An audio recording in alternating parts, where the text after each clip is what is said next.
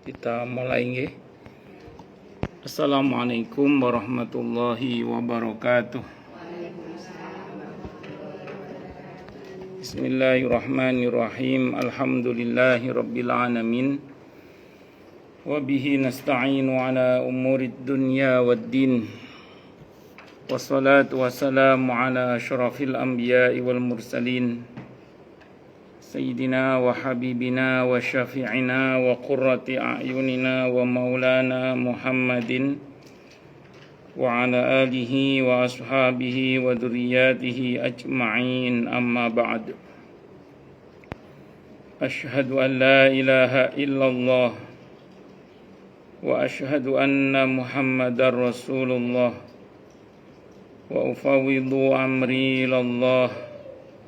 Innallaha basirum bil ibad.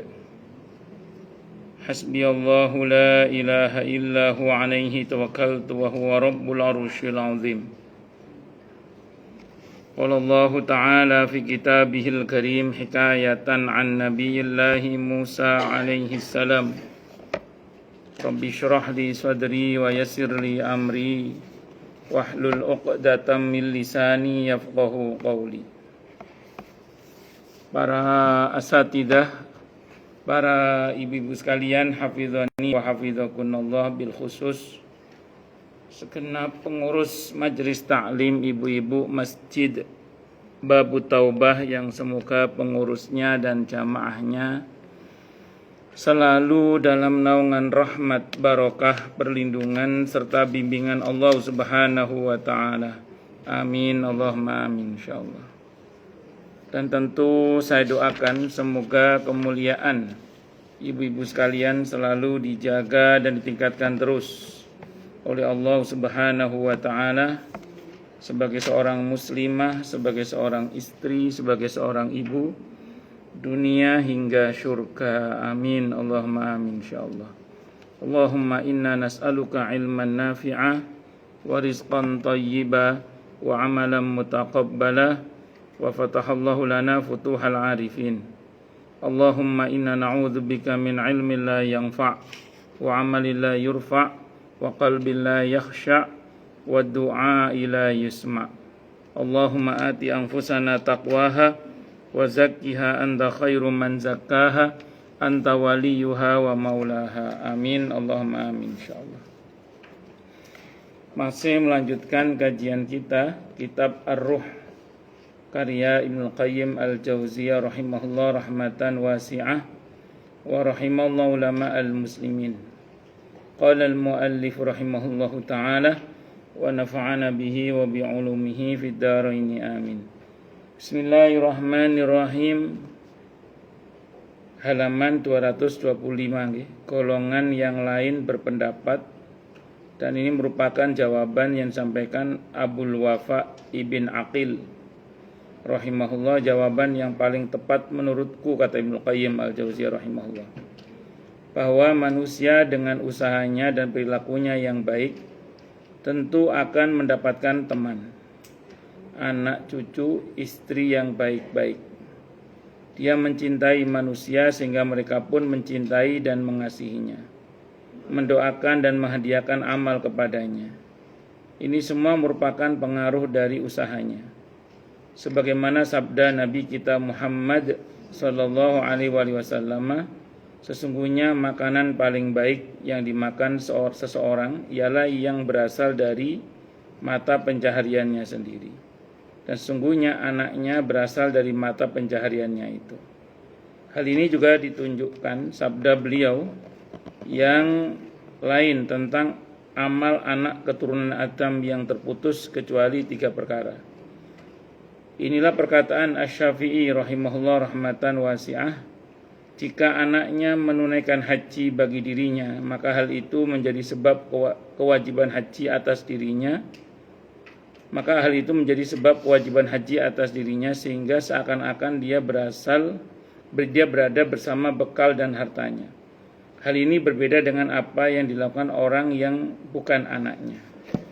Jadi kalau ada orang yang baik, Terus dia tidak hanya memperbaiki hubungannya dengan Tuhannya yaitu Allah, tapi juga berbuat baik pada keluarganya, pada istrinya, pada saudara-saudaranya, pada tetangga-tetangganya, pokoknya semua orang lah. Ya wajar kalau kemudian dia juga mendapatkan kebaikan-kebaikan dari orang-orang yang dia baiki itu.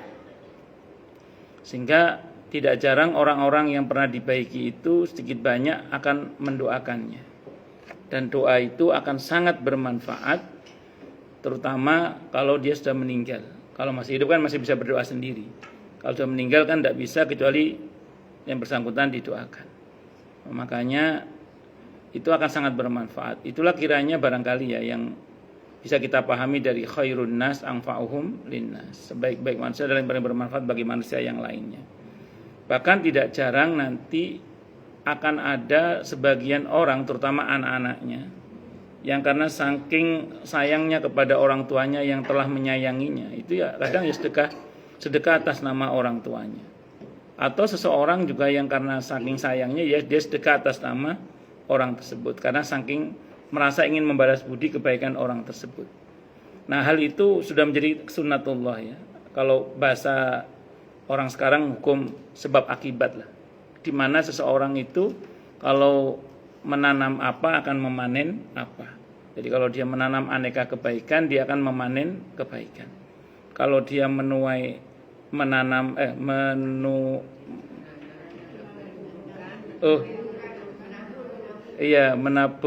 angin akan menuai badai gitu. Ya semuanya apalah istilahnya, saya nggak ngerti lah itu.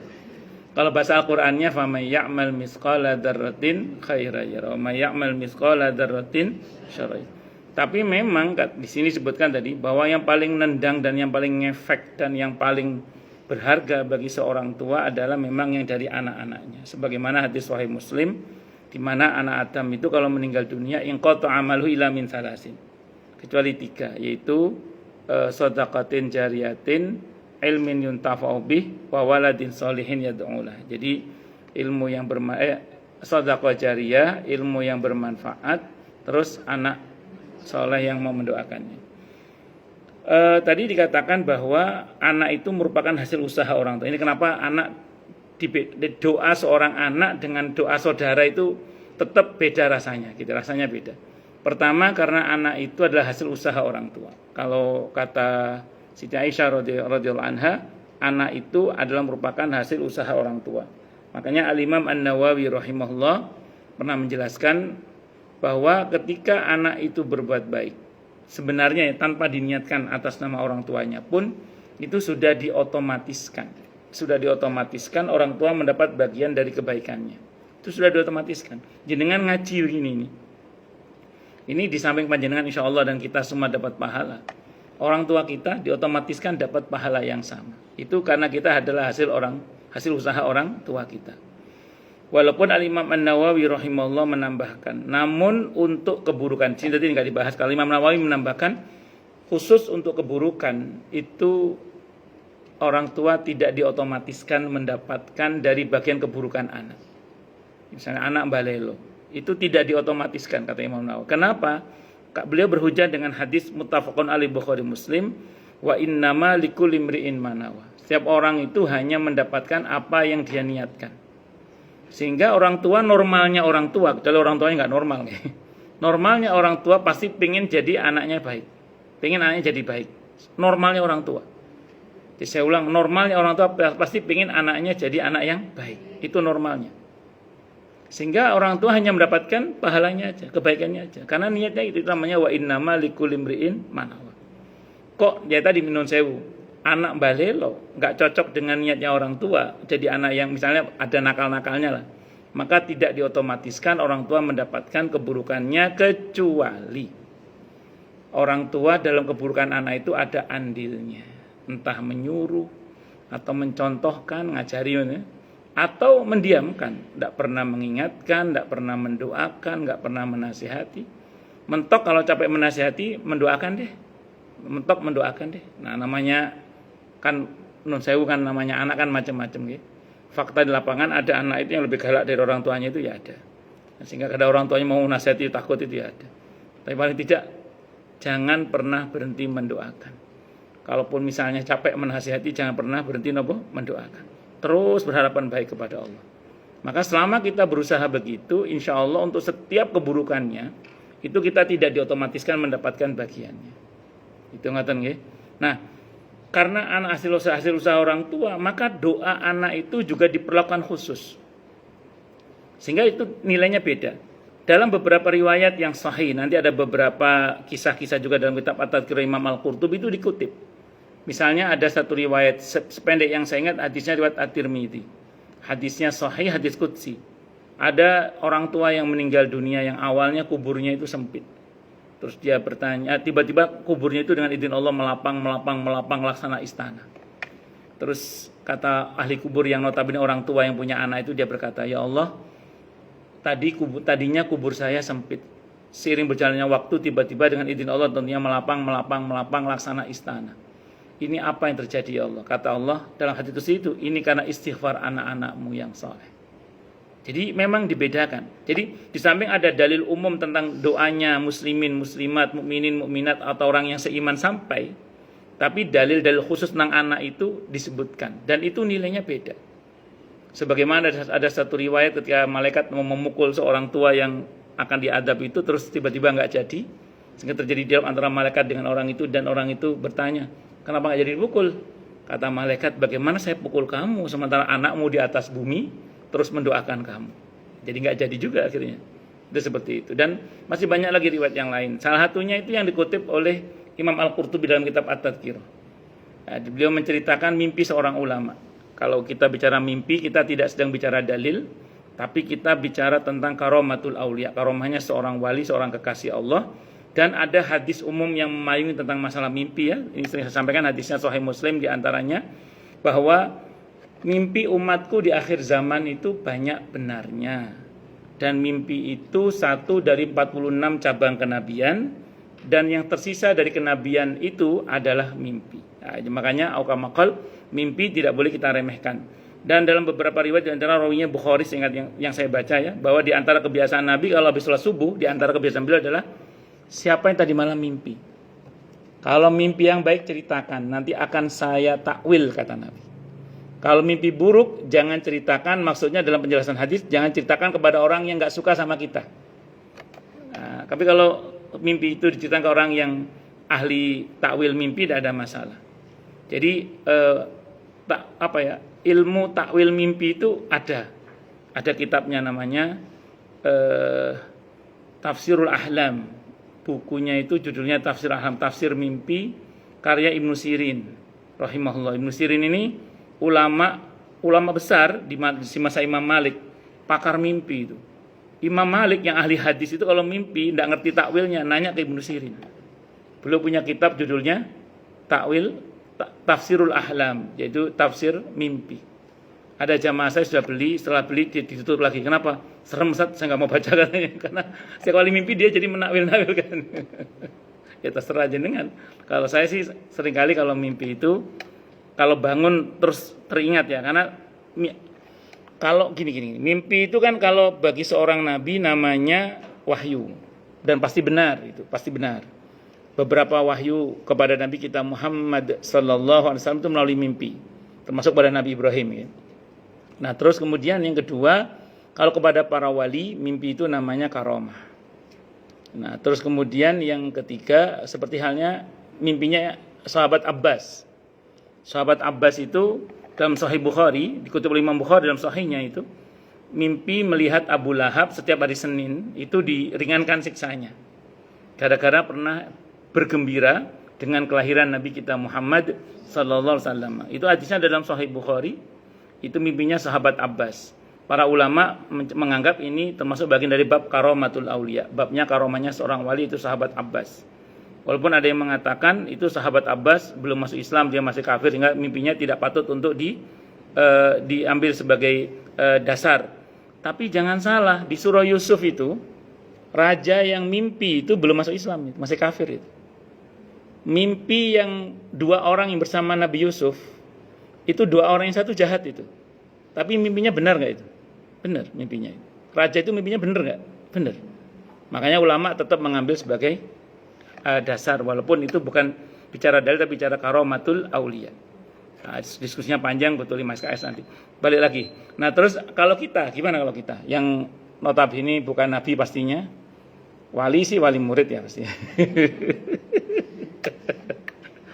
Ya. Terus gimana kalau orang seperti kita ini? Ya kata para ulama ada 3 macam kalau orang seperti kita. Pertama ar-ru'ya as-shadiqah, mimpi yang benar. Yang kedua atharu maqablan naum, dampak sebelum tidur. Yang ketiga waswasatu syaitan, godaan syaitan. Yang pertama ar-ru'ya as-shadiqah, mimpi yang benar. Mimpi yang benar itu ciri khasnya sebagaimana dalam kisah Nabi Yusuf alaihissalam. Begitu bangun bisa bercerita dengan sangat baik. Walaupun telah berlalu puluhan tahun, itu Nabi Yusuf sanggup menceritakan kembali mimpinya padahal sudah berlalu sekian puluh tahun. Termasuk raja yang mimpi, bahkan raja itu masih belum masuk Islam menurut riwayat di situ itu. Dia belum masuk Islam, belum kenal Nabi Yusuf. Nah, itu dia mimpinya bisa diceritakan dengan sangat jelas mimpinya itu. Terus kemudian orang yang dipenjara bersama Nabi Yusuf yang 2 orang itu malah yang satu jahat itu. Berencana mau membunuh raja yang tukang rotinya itu. Bukan tukang roti depan itu, bukan tukang rotinya raja maksudnya. Ya itu dia akhirnya mimpinya benar ternyata. Walaupun ada yang mengatakan yang di kisah Nabi Yusuf itu yang tukang roti itu bohong dia. Aslinya dia nggak mimpi, dia ngarang-ngarang.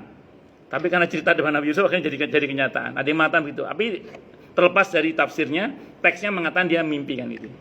Dan itu jadi benar. Maka kalau kita mimpi terus bangun, kita bisa menceritakan dengan sangat baik mimpi itu, berarti itu adalah mimpi yang benar. Ar-ru'ya as-shadiqah. Walaupun eksekusi dari mimpi itu Allah belum tentu langsung besok gitu, belum tentu. Karena yang Nabi Yusuf mimpi itu ada yang mengatakan baru kejadian setelah sekian puluh tahun itu. Mimpinya Nabi Yusuf yang wa idh qala Yusuf li abihi abati inni ra'aitu ahada asyara kawkaban wasyamsa wal qamara ra'aituhum li sajidin. Itu puluhan tahun, bukan 1-2 bulan baru Allah wujudkan mimpinya Nabi Yusuf alaihissalam itu. Berarti belum tentu kalau kita mimpi sekarang besok langsung kejadian, belum tentu. Bisa jadi kapan dengan izin Allah Subhanahu wa taala. Nah, terus kemudian yang itu cirinya ya. Jadi kita begitu bisa bercerita. Nah, itu patut kita waspada. Kalau bisa mentakwil alhamdulillah. Kalau nggak bisa mentakwil dibaik sangkai aja. Baik sangka aja insyaallah ini maknanya baik. Tapi kalau susah kalau susah dimakna ditakwil baik, mimpinya kok serem banget ini. Kok susah ditakwil baik? Apa perintah Nabi? Aukamakal, kalau ibu-ibu tidak libur ya, ambil wudu, sholat. Ibu-ibu masih ada yang libur? Ada ya, masih ada yang libur. Ambil wudu. Saya lupa kalau ada adik Vina kan masih libur kan. Kalau lagi nggak libur ya, kalau ibu kan rata-rata udah nggak ada liburnya ya. Jadi ambil maaf, ambil wudu, sholat 2 rakaat. Kata Nabi, ambil wudu, sholat 2 rakaat, berlindung kepada Allah dari keburukan makna mimpi itu. Jadi berlindung kepada Allah dari aneka keburukan lah. Nah, terutama dari makna mimpi itu. Bisa dimengerti nggih? Nah, itu menunjukkan bahwa Islam menganggap mimpi itu bukan hal yang sepele. Kita jangan pernah mengatakan itu hanya bunga tidur, belum tentu. Jadi kalau sekiranya Anda nun sewu serem, takut misalnya, ambil wudu, sholat, minta perlindungan kepada Allah dari keburukan yang mungkin akan terjadi. Itu kalau misalnya tidak bisa susah ditakwil baik gitu ya, susah ditakwil baik. Nah, atau kalau misalnya mau berbaik sangka betul kepada Allah dengan sangkaan yang baik ya, itu mentok kita katakan gini. Bisa jadi yang dalam mimpi saya itu kejadian di alam nyata. Tapi karena mungkin saya sudah berdoa, saya telah sedekah, Allah pindah ke alam mimpi. Jadi bisa jadi begitu. Ini berdasarkan pada penjelasan Syekh Abdul Qadir Al-Jailani radhiyallahu an dalam manaqib beliau itu, dalam biografi beliau itu ada cerita gitu. Jadi ada orang mau berdagang ke Basrah. Kan Syekh Abdul Qadir Al-Jailani radhiyallahu an itu ada di Baghdad ya. Syekh, saya mau berangkat ke Basrah untuk berdagang, Syekh. Doakan saya, Syekh, karena perjalanan ke sana itu banyak rampok, Syekh. Akhirnya oleh Syekh Abdul Qadir Al-Jilani radhiyallahu anhu didoakan. Akhirnya orang ini berangkat. Betul, dapat untung besar, pulang, dalam perjalanan pulang, kafilahnya itu berhenti di rest area lah kalau bahasa kita. Si bosnya ini tidur. Pas tidur mimpi hartanya dirampok, terus digorok lehernya, gitu. Begitu digorok itu terbangun beliau. Panik karena gembolan uangnya nggak ada. Dia baru ingat ketinggalan di kamar mandi. Buru-buru di kamar mandi masih ada, alhamdulillah masih ada. Terus kemudian dilihat di cermin itu ada bekas merah di lehernya. Kan panik mimpi kayak gitu ya.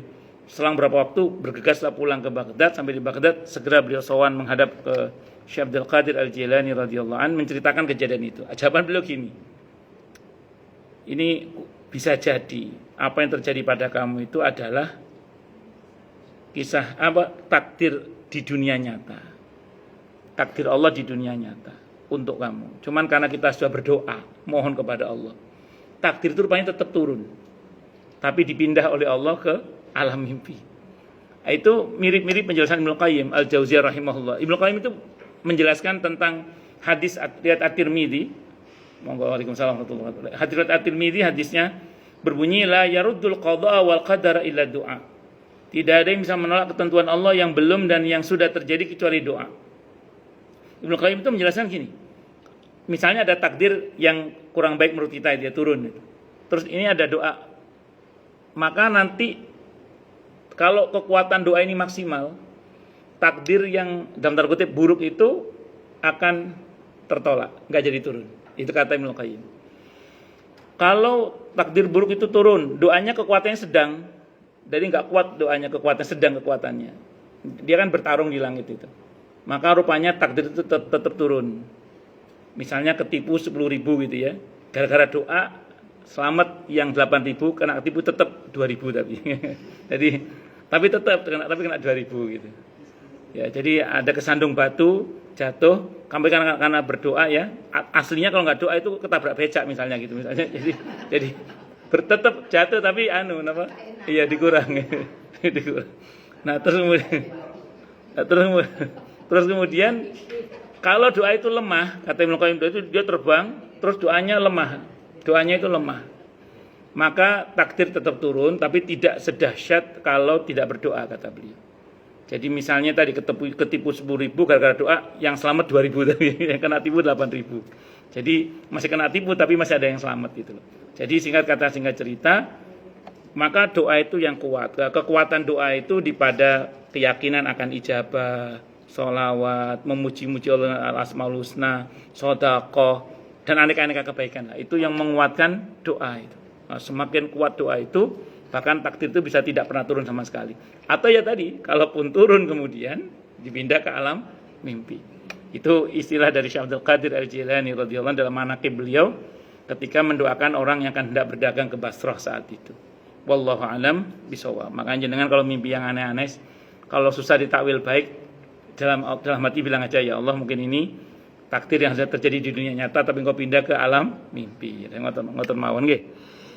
Oh, lanjut. Nah, terus kemudian ada namanya asaru maqablan naum, dampak sebelum tidur. Kalau dampak sebelum tidur ini nun sewu, jenengan tidur dalam keadaan lapar gitu. Terus tidur mimpi makan. Nah, itu enggak usah dianggap itu. Iya, berarti nyanyi kepengen mangan. Ya, atau kangen banget sama seseorang itu. Kangen banget sama seseorang. Terus mimpi itu enggak usah takwil macam-macam. Macam-macam kangen. Nggih. Wis apa ngidam duren ta napa terus tidur. Ya, nggih, enggak usah. Dah misalnya. Nah, itu asaru maqablan naum. Ada yang terakhir waswasatu syaitan, godaan syaitan. Nah, godaan syaitan ini yang dikhawatirkan adalah sihir. Karena kadang syaitan dari bangsa jin ya, itu mengirim sihir kadang melalui mimpi. Tidak sedikit orang itu tidur bangun sakit itu ada. Tidur bangun langsung sakit itu ada. Terlepas dari secara medis apa ya. Tapi di antaranya itu bisa jadi adalah memang sihir. Makanya penting kita berdoa sebelum tidur. Itu seperti itu. Ya enggak hanya saat tidur sih, setiap saat kita harus banyak berdoa. Karena prinsipnya tipu daya setan itu lemah gitu aja.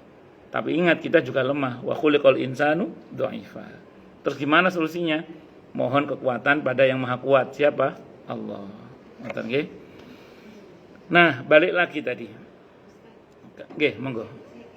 Oh, nggih. Oh, nggih, monggo. Masih ujian saja. Monggo. Oh, lanjut. Saya teruskan nggih. Nah, dalam kitab At-Tadhkirah itu Imam Al-Qurtubi ngutip sebuah kisah dari seorang ulama yang tidur di satu tempat yang beliau baru ngeh bahwa di balik tempat itu ternyata tidak jauh tempat di mana beliau tidur ada pemakaman ternyata. Dalam tidurnya sang ulama melihat ahli kubur itu keluar dari kuburnya. Ini dikutip dalam kitab At-Tadhkirah Imam Al-Qurtubi. Beliau melihat penghuni kubur di situ itu pada menikmati hidangan, Nah, saat itulah ada salah satu bapak-bapak itu tampak murung. Oleh sang ulama tadi disamperin, ditanya, "Pak, saya lihat teman-teman Bapak pada menikmati hidangan, rampatan atau prasmanan. Kok Bapak kayaknya murung, ada yang ganjel, apa kiranya yang Bapak rasakan?" Diceritakan oleh orang itu kepada sang ulama tadi, saya senang juga. Ini kiriman kaum muslimin, ini doa kaum muslimin. Saya senang dengan doa kaum muslimin ini. Cuman saya sedih kenapa anak saya itu tidak pernah mendoakan saya. Mungkin dia sibuk dengan duniawinya, kata si bapak itu.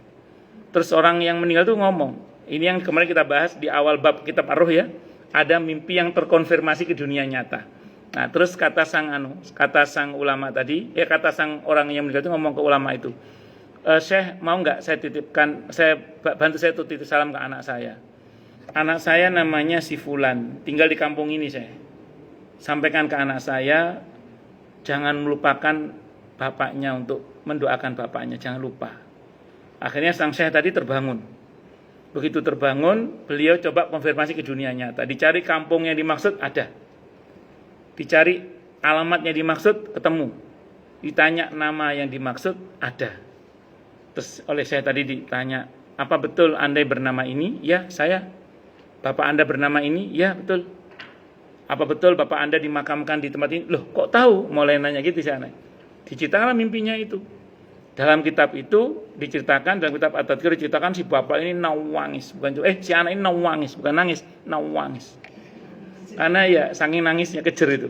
Karena dia merasa selama ini lupa mendoakan orang tuanya karena terlalu sibuk dengan dunianya. Sejak itu didoakan si bapaknya itu. Sejak itu didoakan, sedekatan sama orang tua, macam-macam lah, berbakti kepada orang tuanya. Sejak itu anak itu. Selang berapa waktu sang ulama tadi mimpi lagi, ketemu sama bapak itu tadi, tapi kali ini beda. Pakaiannya lebih mewah, lebih bercahaya, lebih sumringah, pakai mahkota, semacam-macam lah. Kata sang ulama, "Loh, Peno Pak, sampean Pak." Gitu. Peno itu sampean Bu. Takutnya Bu Bana nggak ngerti Peno itu sampean. Gitu. "Loh, sampean Bu." Jenengan. "Loh, Bapak yang kemarin?" "Iya. Saya mau bilang terima kasih sama Syekh, sudah menyampaikan salam saya ke anak saya. Sekarang anak saya rajin mendoakan saya jadi sering dapat kiriman doa dari anak saya. Jadi dan itu nilainya beda ternyata. Kalau yang muslimin tadi ya standar lah, ya dinikmati semua orang. Tapi yang khusus dari anaknya itu rupanya beda nilainya. Karena setelah itu tampilannya menjadi lebih bagus lagi. Nah, bagaimana barzahnya mungkin juga lebih bagus lagi kalau merujuk pada hadis At-Tirmidzi tadi, yang hadis sahih itu. Nah, ini non sewu kita sebagai anak jangan lupa mendoakan secara khusus orang tua kita. Oh, lanjut. Itu semangat, bukan cuma semangat dinanti oleh orang tua kita. Karena dan ini bersyukurlah pada Allah ya. Nabi menyebut dalam hadis itu dengan kata walad. Walad itu bisa anak kandung, bisa anak orang. Itu untungnya Nabi menggunakan kata walad. Walad itu bisa anak kandung, bisa anak orang. Anak kandung maksudnya ya anak biologis. Kalau anak orang, anak asuh, anak santri misalnya, anak angkat, ya, atau siapapun lah. Sehingga itu bisa itu. Karena walad di situ tidak harus anak kandung. Itu seperti itu. Wah, santri-santri menghafal Quran pada doain Pak Joko semua bermanfaat insyaallah. Ya. Amin Allahumma amin insyaallah. Dan yang lain-lain ya. Ini merupakan jawaban sederhana yang perlu disempurnakan lagi. Seorang hamba dengan iman dan ketaatannya kepada Allah dan Rasul-Nya telah berusaha untuk mendapatkan manfaat dari amal saudara-saudaranya sesama mukmin. Di samping amalnya sendiri, sebagaimana mereka juga mendapatkan manfaat dari amalnya semasa masih hidup di samping amal mereka sendiri.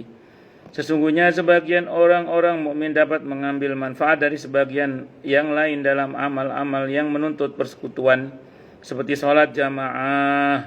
Masing-masing di antara mereka dilipat gandakan pahalanya hingga 20 kali lipat, 27 kali atau lebih tepatnya 27 derajat. Ini terjemahannya mungkin kurang pas ya. 27 derajat itu beda dengan 27 kali. Jadi kalau misalnya satu sholat itu pahalanya minimal kali 10 untuk kebaikan kan ya, 10 gitu ya. Maka itu pangkat 1, terus pangkat 2, pangkat 3, pangkat sampai pangkat 27. Jadi begitu perkaliannya. Jadi bukan cuma gede, gawat ini pahalanya. Jadi bukan 10 kali 27, bukan. 10 pangkat 1 itu minimal, 10 itu minimal. 10 pangkat 1, pangkat 2, pangkat 3, pangkat 4, sampai pangkat 27 itu. Itu seperti itu. Monggo.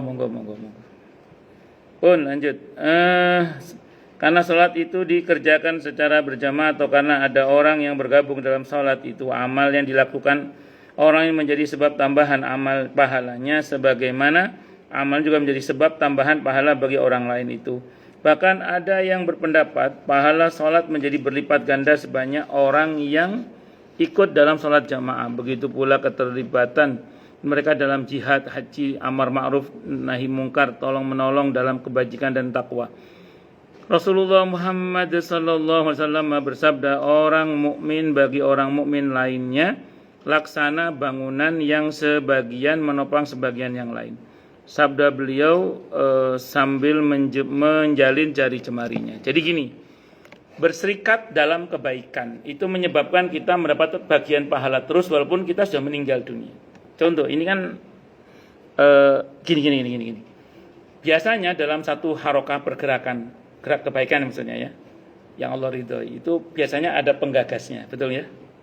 Ada penggagasnya, ada pendirinya, ada pemakmurnya gitu, ada pemakmurnya, dan satu lagi biasanya ada pendobraknya juga biasanya. Ada pendobraknya. Ya kalau mendobrak dan kemudian mengkritisi untuk supaya lebih baik tidak ada masalah. Tapi kalau resek beda bab nanti ini. Yang keempat ini beda bab. Tapi secara umum 4 ini biasanya ya ada penggagasnya yang punya ide. Ada orang itu idenya bagus tapi tidak bisa mendirikan, tidak punya modal. Akhirnya ngomong sama yang punya modal, pendiri. Akhirnya sohibul ide sama sohibul mal bergabung, jadilah satu kegiatan yang monggo bermanfaat, misalnya majelis taklim atau pesantren atau apalah ya, jadi. Tapi kadang orang yang punya ide sama yang punya modal nggak bisa memakmurkan, sehingga kadang butuh orang-orang yang standby menjaga, memakmurkan, meneruskan, mengurus apa yang sudah berdiri itu, majelis taklim lah misalnya gitu ya. Ada orang yang ketiga. Nah, terus kemudian kadang untuk perbaikan organisasi itu dibutuhkan adanya mendobrak atau pengkritik itu sendiri. Tapi saya ulang dalam konteks untuk memperbaiki ya, bukan untuk ngerecokin. Kalau ngerecokin nanti beda bab nanti itu. Nah, empat-empatnya dibutuhkan. Empat-empatnya. Dan ini kadang tidak akan terjadi kalau salah satunya nggak ada. Buktinya ada beberapa pesantren gara-gara tidak ada misalnya salah satu unsurnya akhirnya sampai dijual misalnya. Kan saya pernah baca di postingan Facebook itu bangunan pesantren dijual gara-gara mangkrak, kalau sing gak ada yang memakmurkan. Mungkin pendirinya ada tapi dia nggak bisa memakmurkan atau apa macam-macam lah. Akhirnya dijual. Makanya ini saling. Nah, ketika kemudian unsur-unsur ini saling, maka pahalanya terus berserikat. Sehingga lembaga yang pernah dibangun bersama-sama, ketika yang 4 tadi sudah meninggal semua, tapi masih terus berlanjut, itu apa namanya kalau bukan sedekah jariyah atau amal yang pahalanya masih terus mengalir. Itu seperti itu. Itu berserikat terus sampai hari kiamat. Generasi kedua melanjutkan dan mengembangkan. Nanti generasi kedua meninggal, itu terus gitu aja. Itu terus dapat. Penggagas pertama, kedua itu terus sesuai dengan kadar amalnya masing. Terus itu berserikat. Terus jalan kebaikan. Maka ini dulu masjid ini berdiri misalnya berawal dari ruko ke ruko dulu misalnya sampai akhirnya jadi masjid Babu Toba sampai jadi masjid macam-macam sampai sekarang ini. Maka dulu penggagas pertamanya terus yang mengembangkan di level kedua sampai Pak Masri yang jadi ketua masjid selama 10 tahun itu misalnya itu terus 10 tahun dulu ya. Iya. Itu terus semua itu semuanya itu yang andil dalam menggagas kemakmuran masjid ini semua akan terus dapat pahalanya. Terus itu dengan izin Allah. Nah, terus ini yang menjadi problem ya. Ustadz, bagaimana kalau masjidnya misalnya dirobohkan misalnya atau enggak jadi masjid lagi, terus pindah masjidnya misalnya. Nah, jadi bagaimana kasusnya ini? Ada beberapa yang setengahnya, jadi saya nggak punya pahala masjid lagi, masjidnya dirobohkan, dipindah masjid yang baru misalnya. Ini bagaimana ini? Saya pernah dimintai tolong untuk menengahi itu, saya bilang gini, nggak usah khawatir. Kan orang taunya masjid yang kedua itu karena masjid yang pertama. Jadi selama orang itu sholat di masjid yang kedua itu karena tahu masjid yang kedua itu memang dasarnya kan ada masjid yang pertama. Insya Allah yang bangun masjid pertama itu tetap dapat bagian pahalanya. Nah, kan kalau dalam hadis Sahih Muslim, siapa yang menunjukkan satu kebaikan, maka dia akan dapat pahala yang sama dengan yang menunjukkan itu. Ya orang tahunya situ ada masjid kan gara-gara bangunan masjid yang pertama kan, jadi nggak usah khawatir satu. Yang kedua, masjid yang pertama kan sudah berlangsung puluhan tahun, berarti sudah terbiasa ada kebaikan di situ. Dalam Sahih Bukhari, kalau orang sudah terbiasa dalam kebaikan, maka ketika yang bersangkutan terhalang untuk mengerjakan kebaikan itu, Allah berfirman apa?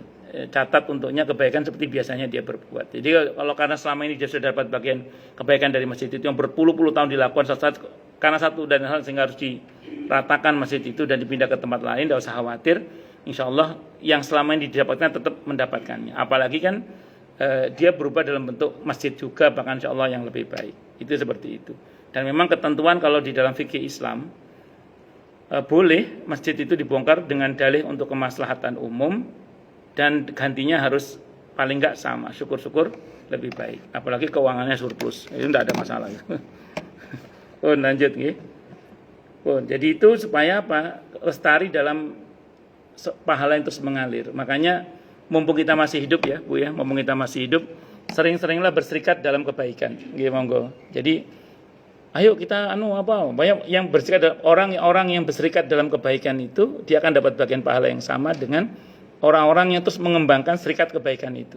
Terus saja walaupun yang bersangkutan sudah meninggal dunia misalnya. Dan itu bagian dari upaya kita untuk memesan surga, karena surga itu hanya bisa dipesan di dunia ini, ya. Jadi kalau sudah mati kita nggak bisa lagi pesan surga, yang ada dipesankan. Itu pun kalau ada yang memesankan. Kalau masih hidup di dunia ini kita berkesempatan untuk memesan surga, karena surga hanya bisa dipesan di dunia. Nah, itu ingat-ingat ya. Nanti kalau di akhirat, kalau masuk barzah aja kita udah nggak bisa pesan lagi surga. Kita hanya bisa dipesankan. Nah, itu pun kalau ada yang memesankan. Artinya masih ada anak-anak soleh yang mau mendoakan, masih ada saudara-saudara yang peduli mendoakan, ada anak-anak yang peduli untuk sedekah atas nama orang tuanya, atau memang beliau punya aset sedekah yang pahalanya terus mengalir. Itu seperti itu. Lanjut. Sebagaimana yang diketahui hal ini berkaitan dengan urusan agama, yang lebih layak dari itu adalah urusan dunia. Maksudnya seorang muslim dalam komunitas kaum muslimin dalam ikatan Islam merupakan sebab yang paling besar bagi setiap orang muslim untuk menyampaikan manfaat kepada orang muslim lainnya dalam kehidupannya di dunia maupun setelah meninggal. Doa orang-orang muslim juga menyusul di belakangnya. Allah telah mengabarkan tentang para malaikat pembawa arsy dan para malaikat yang ada di sekitarnya, bahwa mereka memintakan ampun bagi orang-orang mukmin dan berdoa bagi mereka. Allah juga mengabarkan tentang doa para rasulnya dan permintaan ampunan yang mereka lakukan bagi orang-orang mukmin, seperti yang dilakukan Nabi Nuh, Nabi Ibrahim, dan Nabi kita Muhammad alaihi wassalatu wassalam. Seorang hamba dengan imannya menjadi sebab sesampainya doa ini kepada dirinya yang seakan-akan itu berasal dari usahanya. Hal ini dapat diperjelas lagi bahwa Allah menjadikan iman sebagai sebab hingga orangnya mendapatkan manfaat dari doa saudaranya sesama mukmin dan usaha mereka. Jika dia berusaha dalam keimanannya itu, berarti dia telah berusaha mendapatkan sebab yang bisa sampai kepadanya. Hal ini telah ditunjukkan sabda Nabi kita Muhammad sallallahu alaihi wasallam kepada Amr bin Al-As radhiyallahu an. Sekiranya ayahmu menyatakan tauhid, niscaya hal itu bermanfaat baginya. Maksudnya adalah pembebasan budak yang dilakukan Amr ibn Al-As radhiyallahu an setelah ayahnya meninggal, sekiranya ayah Amr melakukan sebab, tentu dia telah mengusahakan sesuatu amal yang membuat pahala pembebasan budak itu sampai kepada dirinya. Ini merupakan jalan yang baik dan lembut sekali. Makanya bersyukurlah kepada Allah bagi siapapun yang Allah anugerahkan iman dan Islam dalam dirinya. Karena sebab iman dan Islam itulah aneka doa dan kebaikan kaum muslimin yang masih ada di dunia itu bermanfaat baginya bahkan ketika dia sudah berada di alam barzakh. Dengan kata lain, kalau tidak ada iman dan Islam, maka semua itu tidak bisa sampai kepadanya. Itu i'tiqad yang dianut oleh kebanyakan para ulama dan umumnya kaum muslimin. Itu seperti itu. Walaupun saya pernah sampaikan di sini ya, karena kadang ada jamaah yang nanya itu. Orang tuanya misalnya meninggal dalam keadaan masih belum masuk Islam. Bagaimana Ustaz? Saya tetap jawab gini, tetap SOP-nya ya. Jadi pendapat umumnya para ulama dan kaum muslimin itu berpendapat tidak sampai kalau tidak seiman. Itu satu dulu itu. Bahwa memang ada riwayat. Tapi yang namanya riwayat ini sependek yang saya baca dalam tafsir Ibnu Katsir ya, ketika menafsirkan surah At-Taubah ayat 80 itu. Itu tentang matinya Abdullah bin Ubay bin Salul, tokoh munafik yang Allah nyatakan mati dalam keadaan kafir itu. Yang Allah tegaskan kepada Nabi kita Muhammad SAW, sama saja wahai Nabi, yang artinya sama saja wahai Nabi, engkau mintakan ampun atau tidak engkau mintakan ampun untuknya, Allah walaupun engkau mintakan ampun untuknya 70 kali, Allah tidak akan ampuni dia karena dia adalah orang kafir, karena dia kafir. Jadi Abdullah bin Ubay bin Salul itu Allah nyatakan mati dalam keadaan apa? Kafir. Itu dalam riwayat itu, walaupun hadis ini ada yang mengatakan lemah dan aneka komentar ulama terkait masalah ini ya. Tapi Ibnu Katsir itu enggak ngomentari dalam riwayat ini, sependek yang saya baca ya. Enggak mau ngomentari, beliau lepas gitu aja. Jadi menariknya gini, Nabi itu bersabda kemudian, "Au kama qol." Ya wis, kalau bahasa kita di hadis enggak ada ya wis, itu modifikasi. Jadi jadi ini apa namanya ini? Mafhum riwayat. Ya sudah, kalau 70 kali aku mintakan ampun untuknya tidak Allah ampuni, tak mintakan ampun lagi untuknya 70 kali lagi. Kalau tidak diampuni juga akan aku mintakan lagi untuknya ampunan 70 kali lagi. Kalau tidak diampuni juga aku akan mintakan lagi untuknya ampunan 70 kali lagi. Pokoknya Nabi bilang gitu. Ya itu terserah Allah. Ya jadi kalau merujuk pada riwayat itu yang oleh Ibnu Katsir enggak ada komentar, riwayat itu dilepas gitu aja. Ya monggo kalau jenengan mau mendoakan sebanyak-banyaknya, selanjutnya terserah Allah sudah. Tapi pakem dasarnya memang tidak sampai doa itu kalau tidak seiman. Jadi kata kuncinya adalah pada iman. Kalau iman, sepakat ulama doa mukmin kepada mukmin yang lain sampai. Itu seperti itu. Tapi kalau sudah beda frekuensi, beda iman, walaupun anak kandung sendiri, prinsipnya sih nggak sampai. Bahwa Nabi melakukan hal itu, monggo kalau jangan mau ikut pada riwayat itu, pokoknya dunga sampai nggak sampai terserah Allah. Mendoakan aja. Monggo nanti kan terserah Allah, ujungnya terserah Allah. Matan nggih, wallahu alam bisawab.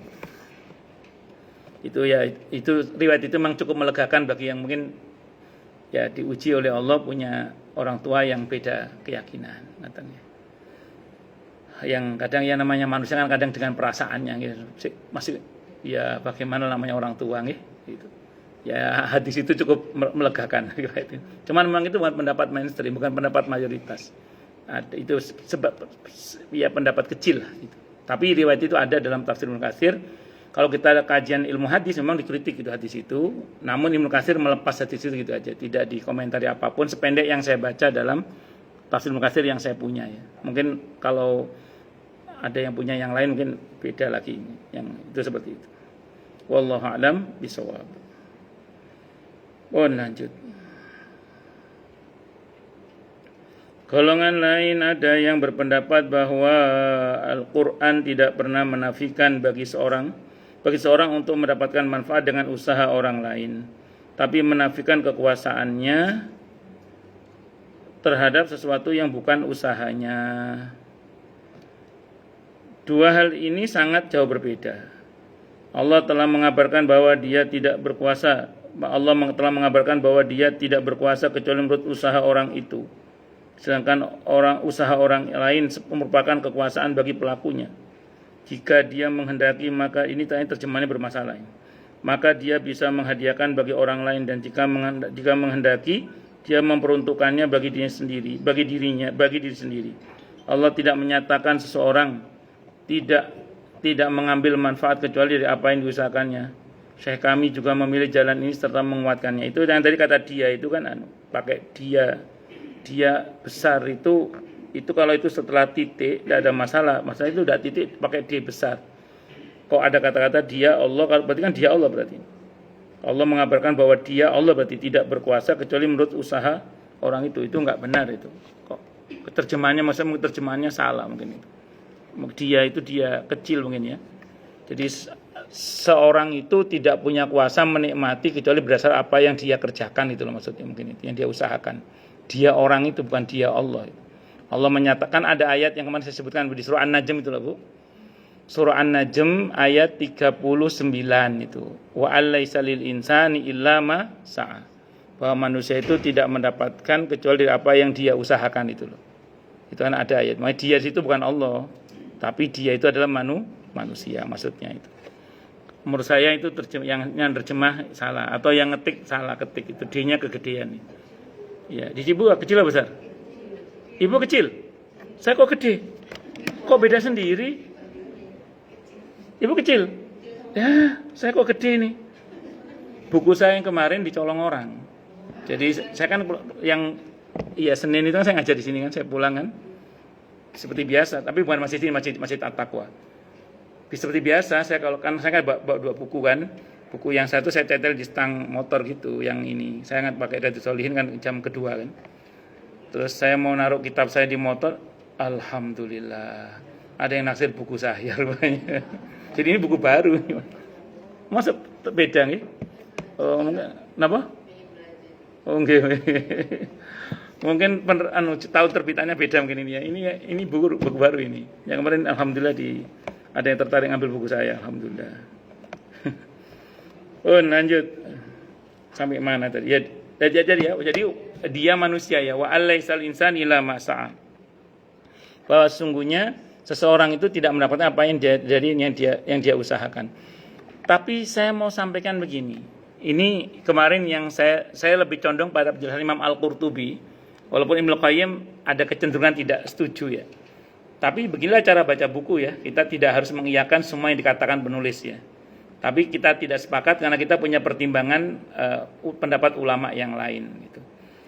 Jadi kalau kata Imam Al-Qurtubi rahimahullah, wa allaisal insani illa ma sa'a, itu berkaitan dengan ayat sebelumnya, alla taziru waziratun wizra ukhra itu. Yang ayat 38-nya itu bahwa seseorang tidak akan menanggung dosa orang lain. Nah, sementara kalau berkaitan dengan wa allaisal insani illa ma sa'a itu juga berkaitan dengan dosa, bahwa seorang itu tidak akan mendapatkan kecuali dari apa yang dia usahakan. Nah, ini berkaitan dengan dosa kata beliau. Tidak berkaitan dengan pahala. Karena kalau pahala itu ada banyak kebaikan yang kita lakukan. Itu tapi balasannya nyatanya lebih banyak. Sehingga kita istilahnya mendapatkan pahala dari apa yang kita tidak kerjakan. Contoh, hadisnya muttafaqun alaihi Bukhari Muslim, niat. Hadisnya muttafaqun alaihi Bukhari Muslim. Kita udah dapat pahala belum? Baru niat kebaikan. Ya, kalau dosa? Enggak. Makanya ayat itu untuk dosa. Kata Imam Al-Qurtubi, walaupun Ibnu Qayyim enggak setuju ya, tapi saya lebih condong kepada Imam Al-Qurtubi dalam hal ini. Kita hadisnya muttafaqun alaihi Bukhari Muslim, kita baru niat saja kalau keburukan, itu belum diberi dosa. Tapi kalau kebaikan, baru niat saja sudah diberi pahala sekali utuh. Sekarang kan waiting listnya haji kan sampai 50 tahun katanya, lebih lah katanya. Yang penting jangan sudah niat haji. Dan niat itu dibuktikan dengan sungguh-sungguh. Adapun misalnya yang belum haji, sampai meninggalnya kok belum haji, sudah dapat pahala haji sekali utuh. Paham ya? Padahal belum haji. Itu yang merasa sama pendapat ulama usul fikih yang mengatakan kita ini beramal hanya sepanjang usia kita. Tapi dapat pahala surga selamanya. Insyaallah, semoga ya, amin insyaallah. Kok bisa kata yang bertanya? Apa jawaban ulama usul fikih itu gini? Karena setiap orang beriman itu pasti berniat beriman selamanya. Setiap orang yang baik itu pasti punya niat jadi orang baik selamanya. Jenengan punya niat baik selamanya apa sementara? Kita berniat beriman sementara apa selamanya? Itu walaupun kenyataannya kita beramal tidak selamanya karena berbatas usia. Tapi kita sudah diberi pahala seperti sudah beriman selamanya, sudah berbuat baik selamanya. Makanya pantas kalau diberi pahala surga selamanya. Itu penjelasan ulama-ulama usul fikih. Menggunakan dalil wa innama likulli imri'in ma nawa. Setiap orang itu hanya mendapatkan apa yang dia niatkan. Baru niat saja sudah dapat. Terus kita amalkan. Kita itu sholat sekali, sedekah sekali, tapi pahala minimalnya berapa? 10. Itu minimal itu. Bisa 700, itu dalam hadis muttafaq al-Bukhari Muslim, bisa 700, bisa 100, bisa 700, bahkan hingga tak berhingga. Coba, berarti kan kita baru beramal sekali dibalas seperti 10 kali. Seperti 10 kali sholat itu. Itu seperti mengerjakan 10 kali lah. Itu minimal. Berarti apa? Kalau perihal pahala, ada banyak pahala kalau merujuk pada penjelasan hadis yang sahih itu. Yang kita tidak pernah mengerjakan, tapi kita mendapatkan pahalanya karena maha baiknya Allah. Karena maha baiknya Allah. Itu karena fadl Allah, rahmat Allah. Jadi, ya bersyukurlah pada Allah ada kelipatan pahala dan tidak ada, sependek yang saya baca ya, tidak ditemukan dalil yang menunjukkan adanya kelibatan dosa. Ustadz, ini bulan mulia loh Ustadz, ini bulan mulia, bulan Dzulhijjah, nanti Muharram, itu bulan mulia. Kalau merujuk pada penjelasan di surah At-Taubah 26, itu 26 apa 36, itu dosa bisa dilipat gandakan, ada yang ngomong gitu, ada yang dilipat gandakan. Sehingga ada beberapa postingan di statusnya ibu-ibu itu, hati-hati, ini dosa dilipat gandakan. Saya sampaikan gini, ini mohon maaf, ini pendapat yang saya pahami. Sependek yang saya pahami, saya belum pernah temukan dalil dosa dilipat gandakan. Saya menyampaikan berdasar penjelasan para ulama ya. Nah, tapi besaran dosa mungkin, besaran dosa. Jadi di bulan ini bukan dilipat gandakan tepatnya, besarannya itu loh beda. Jadi kalau misalnya di luar bulan mulia itu 1 truk, kalau di bulan mulia ini satu bukit, ya bisa 1 bukit. Tapi kalau pahala itu nggak cuma 1 bukit, kali 100, kali 10, 100 bukit. Jadi nggak cuma dibesarkan, dilipat gandakan kalau di bulan yang mulia ini. Itu masya Allah kalau untuk pahala. Tapi kalau untuk dosa hanya besarannya. Ya hanya gede dosa itu ya antep juga sih. Kan seperti itu, bisa dimengerti ya? Besarannya itu. Itu seperti itu. Jadi kalau besaran dosa itu ada dalilnya. Tapi kalau kelipatan tidak ditemukan. Dalam kitab Al-Kabair, kita pernah ngaji Al-Kabair, nothing ya. Itu Imam Ad-Dhahabi memberikan penjelasan itu. Dosa yang kecil itu bisa menjadi besar gara-gara pelakunya meremehkan. Itu kata Imam Ad-Dhahabi. Berarti besarannya bisa digedekan itu. Kelipatan tidak ada, tapi besar bisa. Kata Imam Ad-Dhahabi, dosa yang tadinya kecil gara-gara pelakunya meremehkan tuh bisa jadi besar. Contoh, ada 2 orang nyolong duit 1.000 rupiah, bukan 1.000 US dollar, 1.000 rupiah. Yang satu ngomong gini, astagfirullah, tadi kenapa mesti nyolong sih? Mestinya kan enggak usah, kan kita tinggal sabar dikit aja. Yang satu nyesal gitu ya. Yang gini malah bisa jadi malah diampuni oleh Allah, bisa jadi. Nah, kenapa saya bilang bisa jadi? Karena itu kan hakul adami. Kalau hakul adami kan agak ruwet dikit urusannya itu. Nah, terus yang satu ngomong gini, halah cuma 1.000 aja nggak apa-apa. Halah cuma 1.000 aja nggak apa-apa. Nyolong cuma 1.000 aja nggak apa-apa. Ngomong cuma 1.000 aja nggak apa-apa itu. Itu yang menjadikan yang tadinya dosa nyolong uang 1.000 itu nggak seberapa dosanya. Gara-gara dia meremehkan, jadi besar dosanya. Itu kata Imam Ad-Dhahabi dalam kitab Al-Kabair. Maka jangan meremehkan dosa. Walaupun tampaknya kecil. Allah, 2 hal ini sangat jauh berbeda. Allah telah mengabarkan bahwa dia tidak. Tadi sudah. Begitu pula 2 ayat berikut. Yang pertama, Allah alam bisawab. Nanti aja yang mau tanya dulu, takutnya banyak pertanyaan, silakan. Kalau nggak ada saya teruskan, monggo. Tanya, protes, marah boleh, silakan, monggo. Jelas semua atau tidak jelas semua? Oke, monggo. Antara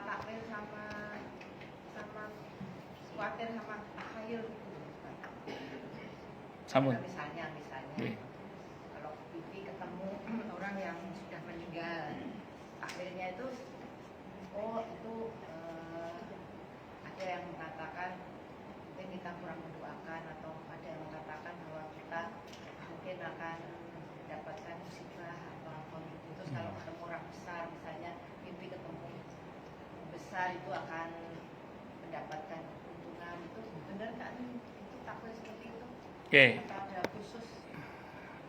Wallahu a'lam bisawab. Kalau kita bicara takwil, saya ulang tadi ada ilmunya. Ada ilmunya. Nah, kita kalau mau beli nanti ada dijual di online itu. Tafsirul Ahlam. Tafsir mimpi karya Ibnu Sirin. Nah, beberapa jamaah yang sudah beli itu malah nggak mau baca akhirnya. Kenapa? Karena serem kan? Iya, karena menceritakan. Ya gini, baik saya tadi Bu, kalau Ibu tidak paham takwil, saya lebih suka nggak paham aja. Saya lebih suka baik sangka aja gitu. Atau berdoa baik. Gini, kalau bisa ditakwil yang baik-baik saja. Kalau bisa. Tapi gini, fakta di lapangan. Ada sebagian mimpi itu yang susah ditakwil untuk baik. Oh, iya. Dari makanya kan seperti kepikiran terus takwil. Maksudnya itu kalau mimpi yang bisa diingat terus, tapi kan mimpi yang Iya, makanya saya bilang ini mau saya terangkan. Nah, taruhlah jenengan tidak bisa menakwil bagus mimpi itu. Kan kepikiran tuh jenengan. Terus tidak bisa menakwil bagus kan? Katanya ke apik takwil iki. Tak diarahkan ke baik itu susah gitu loh. Itu yang kalau bahasa Nabi, kalau siapa yang mimpi buruk, kalau ibu nggak ada liburnya kan, itu ambil wudhu, sholat 2 rakaat, minta kepada Allah perlindungan, mohon kepada Allah perlindungan dari keburukan yang mungkin terjadi. Ngoten. Nah, kalau masih bisa ditakwil bagus saja, jangan ditakwil buruk. Insyaallah mau dapat rezeki lah insyaallah. Itu namanya husnudzon sama Allah, tidak apa-apa. Kalau sudah yakin bagus kok takwilnya, nggak ada masalah. Yang kedua, atau gini, ini kalau mentok ya, saya baik aja sama Allah. Mungkin ini kejadian di alam nyata harusnya, terus mungkin berkat doa saya dengan izin Allah, berkat doa anak-anak saya. Ini Allah pindah ke alam mimpi. Udah gitu aja baik sangkanya. Itu saya pribadi itu mimpi itu tak artikan baik aja. Tapi memang fakta ada beberapa mimpi itu yang kadang kok gak enak ya kata ya, gak enak ya. Nah, firasat lain lagi nanti. Hadisnya riwayat At-Tirmidzi kalau itu. Ada hadisnya, ada yang mendhaifkan, ada yang menghasankan ya. Ada beberapa pendapat ulama tentang hadis ini. Cuman saya termasuk yang mensahihkan maknanya. Ittaqu firasatal mu'min kata Nabi Muhammad. Takutlah kalian pada firasat seorang mukmin karena fa innahu yanzuru bi nurillah. Karena dia melihat dengan cahaya Allah. Ya kalau firasat itu gini. Jadi enggak tahu jeluntrungnya bagaimana, tiba-tiba ada perasaan apa gitu. Jadi kalau bahasa Indianya itu ada sesuatu dalam hati itu kan bahasa Indianya kuch hutahi, itu ada sesuatu.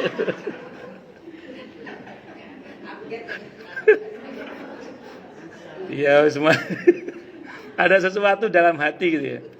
Pokoknya enggak enak, perasaan enggak enak. Apa kepikiran suami, apa kepikiran anak yang di Malang sana misalnya. Masih di Malang, Bram.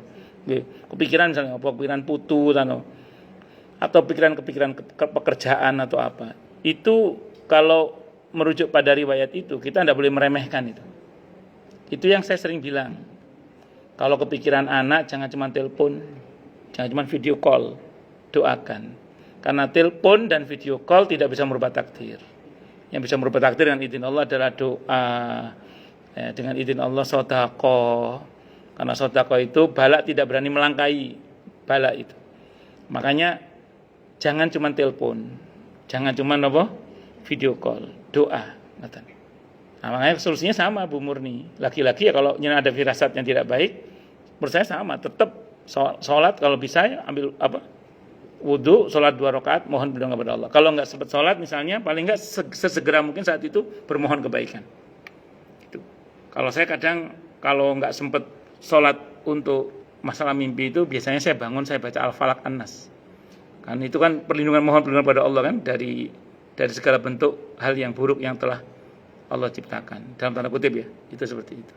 Allah a'lam bishawab. Nggih. Nggih.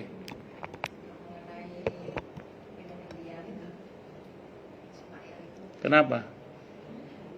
Itu teman saya Kaslan itu malah bilangnya Ismail itu nggak ada. Kok ngomong Ismail? Wong yang meragukan Nabi